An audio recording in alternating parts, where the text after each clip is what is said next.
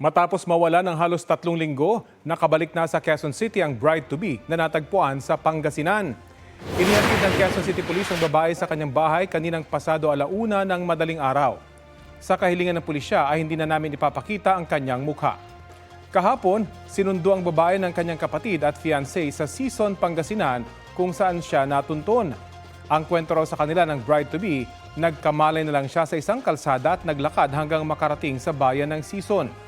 Kahapon, may nakita raw siyang matandang lalaki na kahawig ng kanyang ama. Doon na raw siya humingi ng tulong at tinawagan ng kanyang cellphone na hawak ng kanyang fiancé. Sa panayam ng unang balita sa unang hirit, sinabi ng Quezon City Police na maayos naman ang pisikal na kondisyon ng babae. Patuloy raw na inaalam ng QCPD kung paano napunta ang bride-to-be sa Pangasinan. Tumanggi munang magpaunlak ng panayam ang mga magulang ng babae. Hindi pa masyadong maidetalye kung ano po talaga yung nangyari sa kanya. Ang hiling po kasi niya is magpahinga muna siya.